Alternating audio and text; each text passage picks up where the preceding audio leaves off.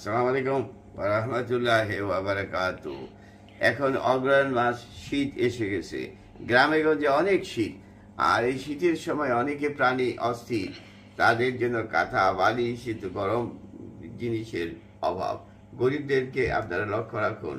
আর যেসব মায়েরা ছোট ছোট বাচ্চা আছে, তারা শীতের সময় আপনারা একটা বাচ্চাদেরকে নিরাপদে রাখবেন, গরমে রাখবেন। আর আপনারা এমন জিনিস খাবেন না যে বাচ্চারা মায়ের দুধ খাইলে তার ভিতরে ওই রোগ আসে। তাই যদি তার ভিতরে ঠান্ডা লাগে, বকের দুধ খায়, তার বাচ্চারও ঠান্ডা লাগবে। এগুলো আপনারা লক্ষ্য রাখবেন। আর আপনারা সবসময় নিরাপদ জায়গায় থাকবেন, যেখানে বাতাস কম সেই জায়গায় থাকবেন রাত্রের বেলা। তাহলে আপনারা সুস্থ থাকবেন। সুস্থতাই আনন্দ। সে একটা সুস্থ মানুষ সংসার, ঘর, দেশ বা